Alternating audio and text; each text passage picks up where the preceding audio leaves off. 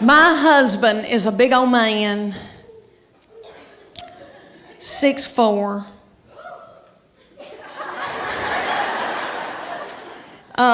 Very Superman-like, broad shoulders, narrow hips. He weighs about 230, 250 if we're all on gluten. I am 5'8", I'm a big girl, and we breed big kids. So we had all these beautiful tall children, and my girls ended up playing volleyball and travel volleyball all over the United States, but they grew to be 5'8" and 5'9". We thought they were going to be taller. They wanted to be 6 feet so badly, and I finally said, you know, do you really want to go into the Transgender store and get your shoes?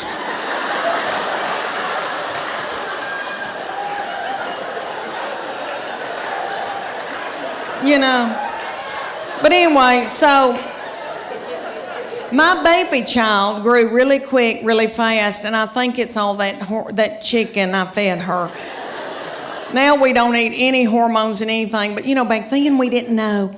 So anyway, she grew really quick, really fast, and in elementary she was about 5'5", 5'6", and so she was taller than all the little children, and the principal and all the teachers. And she hated it, was so self-conscious. But the good news is very athletic, very strong. And so all these teams around East Tennessee would call me and ask me, can she play goalkeeper for me in soccer? I'll buy her an iPhone. I'm not kidding. Can she play basketball for me? Because you just didn't see girls that tall and that strong and at that age. And I felt like LeBron James's mama. Is that him? LeBron James, little mama. And I lived through her, and I made her do all of that, and she hated it. She hated it. And so one day she came to us and she goes, I'm sick of all this and I'm not doing it anymore. She said, I want to cheer. I said, well, baby, we're big people, and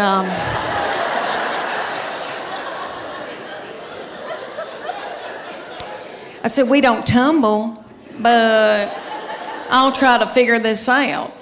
So I found out in the United States there's called competition cheer. And we have it here in Knoxville. It's called the Sharks.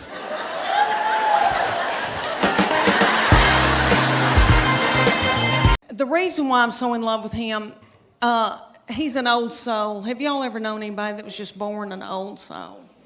He was born an 80-year-old man. All right, let me tell y'all why I say that. He has had a garden since he was in middle school. He has just always loved to learn and had all these nifty things that he's been into. Like he raised chickens. He was in Berry College. They have enterprises, business enterprises, and he started the Cage-Free Egg Enterprise. He raised 200 chickens while he was in college. Do y'all want to know what I was doing at the University of Tennessee in the 80s? I mean, let's just get it out of the way. Have I made out with anybody in here? Anybody?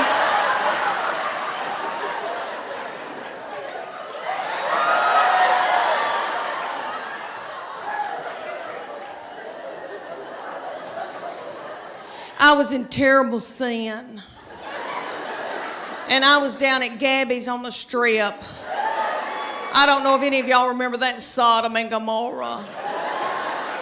I was dancing to Prince, but anywho.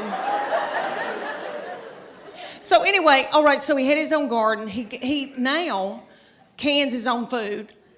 He can can food. Are y'all listening to me? He loved gospel bluegrass in high school. Honey, that's his favorite music that he loved. So I brought him to Dr. Ralph Stanley. I don't know if y'all remember Dr. Ralph. He just passed away, 90-something years old, godfather of Mountain. So I brought my son to the Bijou to see him. They propped little Dr. Ralph up on stage. Looked like he had a permanent. Almost threw my panties at him because that's what you do at Tom Jones. Anywho, so we're sitting out in the audience while Dr. Ralph's up here singing, and I thought, how many teenage boys are listening to this? Gospel bluegrass. What are they listening to, real teenage? You know, all right, Waka Flocka Flame. Rihanna, Lady Gaga, all that nasty goings on. I thought, wouldn't it be funny if I had to yell at my boy, turn that gospel bluegrass down?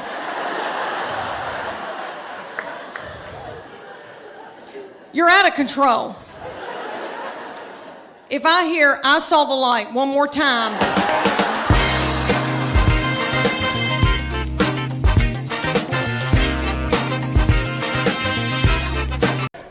All my children are yummy, and I'm in love with them, and I love my girls, and I know that when I'm in the nursing home, they'll be the ones to come and pluck my chin hairs. Because he is now since married and gone off with his wife and her people. And that's what boys do. They cling to their wife. That's biblical. He said to me, Mom, she is now my immediate family. You are my extended. That's what he said to me right before they got married. And he said, Mom, that's biblical. I'm supposed to cling to my wife. And I thought, why did I show him the Bible? Well, he has always been spiritually mature. We call him our little Billy Graham. My husband and we didn't do it. God did it. I'm full of sin. Okay. I've been washed in the blood, but I've been a horrible, horrible person. Not too bad, but okay. So this baby has been just like an old man all of his life. Let me give you an example. He had a little girlfriend in high school, and he would go over to her house and they'd watch movies. And he came home one night and he used to tell me everything. And I said, what y'all been doing? He said, well, we've been watching television and kissing on the couch. And I said, okay, baby, okay. That's all right. That's normal. But I said, you know, before you know it, you've got your hand on somebody's leg, your arm around, and you know, things can get out of control. And I just say, slow it down. He looked at me like I was crazy. And he said, Mom, I've prayed about this. Nothing like that's going to happen. And I know he meant that. And all I could think of to myself was some of the nastiest things I ever did.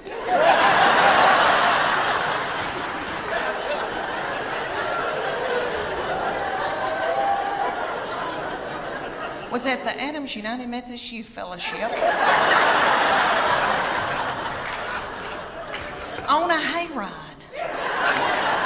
I don't know what it was about hay that set me on fire. I wish it did now, because I could get a new purse out of that. Okay, y'all, have you ever heard of lock-in? I know everybody in here that has been from Chattanooga has probably been raised in church. Okay, I don't know who that little darling, sweet fool was that came up with the lock-in. Probably a little woman in a committee meeting. And she probably said, oh gosh, y'all, let's come up with something for all the hormonal teenagers.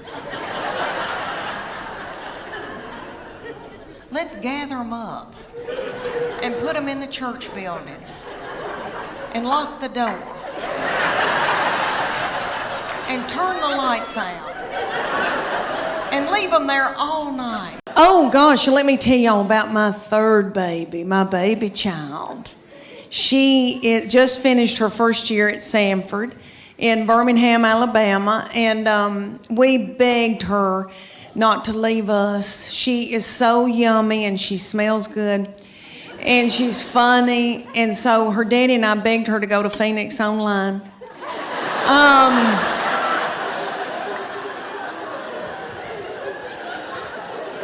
Because she is so fun, and she said, please get out of my butthole and quit staring at me. I'm leaving. So it's been so sad without her, but she's back home now. And but let me tell you about that baby, honey. So funny and so darling. But different from the other two. You know why? Because by the time she got here, I was beat down. I was so beat down. So tired. And just had given up. And their daddy, very successful, traveling around with Clayton Homes. And I know he's with Clayton Homes. We have dental. And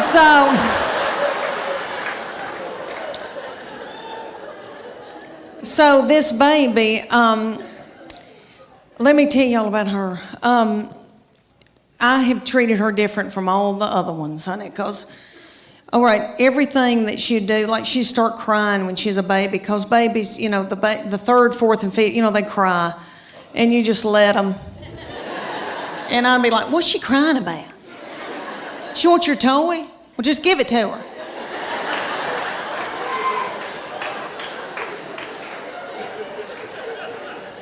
I can't deal with it.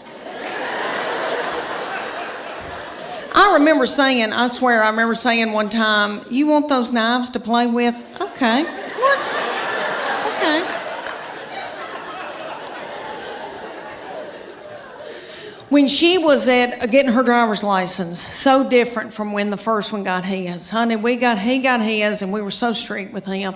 We'd say, you can go to school, but you got to call us when you get there. You can only come home. And then after 6 months, we were like, you can go to Steak and Shake. And then you got to come home. So strict. Then the second one didn't care anything about driving, really didn't start till she was close to 17. Well, this baby wanted hers the day she turned 16. I didn't think she was going to pass it because she doesn't care. So, but she did because she's smart. All right, let me tell you, she's one of those kids that, I know y'all know people like this. Like if I gave her $20 and said, make it to New York tonight, she would do it and have money left over. Like she's, you know, people like that, like got it up. Okay. So she passed that test. I was so mad because I thought, oh, I'm not going to have a baby in the car with me anymore, even though when they're in middle school and high school, isn't that aggravating? When they turn that radio up and it's blasting and I don't like that song and booming and a-doing. And then I'm trying to drive and I feel like when I can't hear, I can't see. Oh, I don't know. It's awful. But she went and got that darn driver's license, and this is how different it was raising her from the first one and the second one.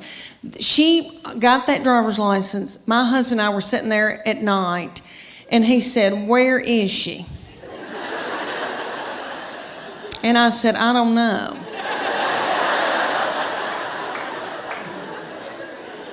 And he said, does she have any money? And I said, I don't know. Nobody ever said another word.